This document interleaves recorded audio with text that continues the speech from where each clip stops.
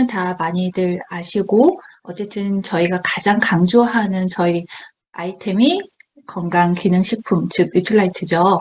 제가 뉴트라이트에 대해서 오늘 진행을 할 건데요. 제가 이제 첫 번째부터 하겠습니다. 잠시만요. 이게 화면이 안 넘어가네요. 네. 뉴트라이트 시작은 1920년대 창시자인 칼렌보그라는 박사님이 기름진 음식을 먹는 부자들보다 채식을 하는 서민들이 더 건강하다는 사실을 발견했습니다. 그래서 이 채소나 과일에 있는 식물 영양소를 연구하게 되고 1934년에 최초의 건강기능식품 뉴트라이트를 그중에 더블엑스를 이제 개발하신 거죠. 그래서 저희 뉴트라이트 시작은 처음부터 식물 영양소에 포커스를 맞췄다고 보시면 됩니다. 이미 지금 78년, 88년인가요? 그래서 1934년부터 지금까지니까 아마 이제 곧 90년이 돼가죠. 그래서 이런 시작이고 제가 제일 앞에 문구에 보면 철학은 지키고 과학은 나아갑니다라고 써 있습니다. 아메이의 철학은 그대로 지키고 과학은 그 철학을 지키기 위한 농법에 대한 걸로 쓰이고 자연을 그대로 지키기 위한 걸로 과학에 쓰이지 어떤 다른 조작으로 과학에 쓰이지 않았다는 걸 보시게 되겠습니다. 제가 몬산토 얘기를 좀 하겠습니다. 몬산토는 들어보신 분이 있으실 수도 있는데요. 전 세계에서 가장 라운드업이라는 제초제를 만든 회사입니다. 그래서 이 회사가 가장 많이 알고 계시는 건 GMO. 지금 우리나라 전 세계에서 최대 유전자 변형 작물인 GMO를 연구 개발하는 다국적 농업 기업이라고 아예 GMO 개발 기업이라고 돼 있습니다. 그럼 GMO가 이제 유전자 변형 작물이죠. 아직까지 이거를 써야 된다 말아야 된다는 얘기는 없지만 유전자 작물을 그렇게 좋아하시진 않을 것 같습니다. 그런데 이 회사가 2018년 6월에 바이엘에 의해서 인수가 되었습니다. 그래서 지금 몬산토는 바이엘 그룹의 계열사로 들어가 있습니다. 그런데 아실지 모르지만 바이엘은 독일 기업이죠. 근데 이 회사는 원래 농약을 만드는 회사였습니다. 저희가 아스피린으로 알고 있지만 실제로 이 회사는 농약 화학 기업이었습니다. 거기서 출발을 했고요. 그리고 이 회사도 종묘를 갖고 있습니다. 즉, 이 지금 두 몬산토, 바이엘은 원래 종자를 가지고 있는 회사입니다. 그래서 종묘 회사인데요. 몬산토가 세계 1위였고 바이엘은 5위 안에 드는 회사였습니다. 그런데 바이엘이 인수를 했죠. 그래서 지금은 전 세계의 최대 27%를 차지하고 있는 기업이 몬산토 바이엘입니다.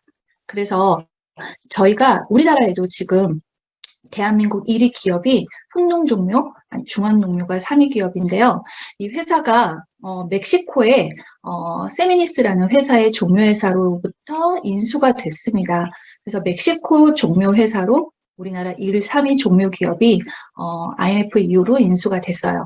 근데 이 세미니스라는 멕시코 기업을 바이엘이 인수했습니다. 몬산토가.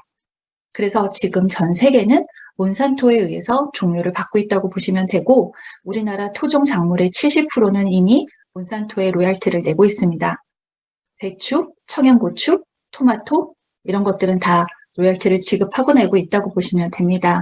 그래서 실제로 저희가 농산물에서 이미 GMO가 꽤 많이 여러분이 먹고 있다고 보시면 되겠죠.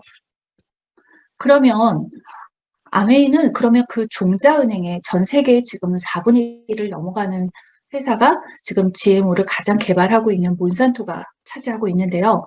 그럼 뉴트라이트라는 이 회사는 어떻게 됐냐? 식물 선정부터 농장 선정. 근데 이 종자 선택을 아메이가 본사가 직접 합니다. 88년부터 지금까지, 전부터 지금까지 이 종자를 한 번도 다른 외부로부터 받은 적이 없다는 거죠. 제가 지금 오늘 종자를 강조하는 이유는 씨앗부터 완제품까지라는 뜻에서 포커스를 맞추고 싶어서입니다. 저희가 씨앗이 어디서 왔는지 여러분의 집에서 아무리 키우고 해도 종자는 이제는 여러분이 직접 종자를 받으실 수가 없어요. 이미 유전자 조작을 해서 그거를 터미네이터 종자라고 합니다. 일단 한 번 되면 두 번째에는 씨앗이 나오지 않게 그렇게 돼 있는 거라고 해서 이미 그렇게 다 바꿔놓은 상태라 매번 농사를 지을 때 종묘 회사에서 종자를 선택해서 받아 오셔야 되거든요. 근데 뉴트라이트는 이 종자를 처음부터 그 88년 전 1934년부터 지금까지 그 종자를 그대로 유전자 변형 없이 저희가 받아서 그 중에 가장 우수한 종자를 선택해서 지금까지 재배하고 수확하고 농축하고 이렇게 포장해서 저희한테 오는 9단계를 거쳐서 오는 보테니컬 프로세스 9을 실행하고 있습니다. 세계에서 유일한 건강기능식품인 자사농장을 가지고 있는 회사입니다. The only고요. 그 다음에 건강기능식품 비타민 세계 판매 1위입니다. 그리고 북미 최초의 이 건강기능식품을 개발했죠. 그래서 1934년 이후 지속된 철학과 전통을 가지고 있습니다. 제가 오늘 강조할 부분은 앞에 부분, 즉 전 세계 유일의 건강기능식품인데 앞에 자사농장에서 식물을 재배, 수확, 처리하는 여기서 식물을 처리한 건강기능식품이라는 걸 강조드리고 싶어요. 과연 식물을 처리해서 영양제를 만드는 회사가 얼마나 될까요? 그것도 자사농장에서 하는 회사가 얼마나 될지 한번 생각해 보시면 좋겠습니다. 제가 잠시 동영상 하나 보고 가겠습니다.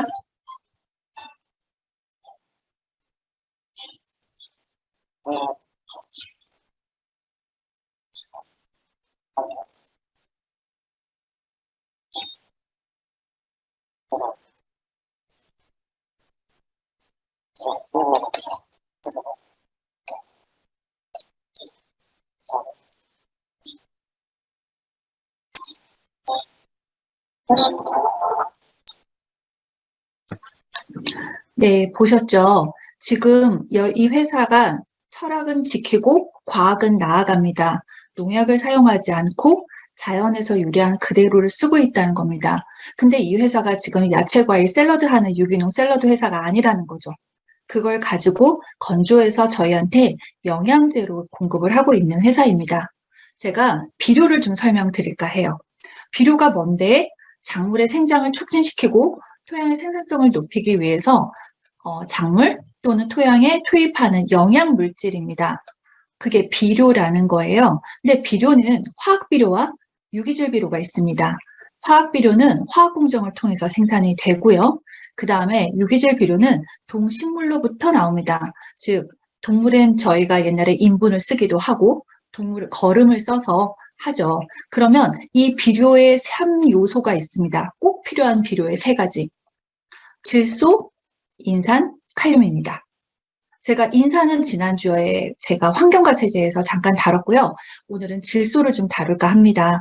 질소가 뭐냐? 광합성의 잎과 생장. 인산은 열매의 생장. 그래서 미생물 먹이도 되죠. 그리고 칼륨은 생장 및 뿌리를 발달시키는 데 쓰입니다. 그러면 질소가 뭐냐면 이 잎들이 광합성을 하기 위해서 성장을 할 때 가장 많이 필요한 게 질소입니다. 그래서 질소는 사실은 공기 중에 있기도 하지만 질소가 땅에 많이 있어야 광합성을 잘하고 얘네들이 자라는 비료의 1번이 질소입니다. 그러면 이 질소를 어떻게 하는데? 부분 화학 비료를 쓰시면 그 질소를 화학에서 뽑아낼 건 하죠. 그러면 이 회사가 어떻게 비료를 뽑아내는지 보시겠습니다. 아메이는 비료라는 건 실제로 그 중에 질소는요, 저희가 단백질, 즉 왜 인분을 쓰냐면 동물에서 나오는 거든 식물에서 나오든 단백질이 안에 아미노산, 분해되면 아미노산이 되는데요. 이게 분해될 때 질소가 나옵니다. 그래서 이 회사는 동물도 혹시나 균이나 세균의 위험이 있어서 식물을 썩은 거를 받아서 하는 게 아니라 퇴비용 식물을 따로 재배를 합니다. 그래서 콩과 식물, 왜 콩을 쓰는지 아시겠죠? 단백질이 되게 많은 식물을 써서 콩과 식물을 써요. 이 콩과 식물을 쓰면 얘가 나중에 분해가 돼서 아미노산이 되면 질소가 튀어나오거든요. 그래서 그 질소를 콩 심어야 질소 단백질 종류를 심어야 질소가 나온다는 거죠. 이거를 썩혀서 내가 원래부터 썩은 걸 하는 게 아니라 얘를 썩혀서 스스로 얘가 땅으로 들어나가게 하는 걸 이 자연 퇴비를 위해서 쓴다는 겁니다. 그래서 콩과 식물을 심어서 질소를 땅에 불어넣는 거예요. 그러면 얘가 지렁이가 써서 밭을 정리해서 공기를 굉장히 많이 통하게 하면 질소가 밑으로 들어가죠. 플라스틱 시트를 덮어서 얘가 질소가 그 안에서 단백질과 함께 분해되면서 질소가 땅에 들어가면 이 재배를 할 수 있는 질소를 불어넣은 땅이 됩니다. 다른 데서 아마 집에서도 아무리 키우셔도 비료는 사서 쓰시는 분이 많을 거예요. 여러분의 가정에서 비료를 이렇게 해서 쓰시는 가정이 있던가요? 어머님이 집에서 농사 지어도 이렇게는 하기가 쉽지 않을 거예요. 그런데 뉴트라이트가 이렇게 해서 비료조차도 이렇게 만든다는 거죠. 농약은 당연히 쓰지 않을 거고요. 그래서 이 회사가 이렇게 철학을 지키고 있다는 걸 말씀드리는 거예요. 저희가 왜 콩과 식물을 왜 플라스틱 시트를 덮어서 질소를 불어넣냐? 비료 때문이죠. 자연 비료를 만들기 위해서. 그런데 그게 음식 찌꺼기나 어떤 동물의 어떤 분뇨나 뭐 이런 거에서 나오는 게 아니라 비료를 위한 걸로 아예 식물을 심어서 거기서 재배한 걸 가지고 저희한테 퇴비를 만들어서 땅에 공급하는 걸 이 회사는 하고 있습니다. 어쩌면 저희가 영양제가 타사랑 비교가 많이 될 거고 다른 회사에서도 영양제가 많이 나오죠. 근데 그 영양제가 과연 자사 농장에서 나왔나요? 아니면 공장에서 이렇게 만들었나요? 이렇게 예쁘고 컬러풀하고. 근데 이 회사에 알아보면 회사의 제조원은 다 어떤 공장에 있지 않던가요? 그 뒤에는 누가 있나요?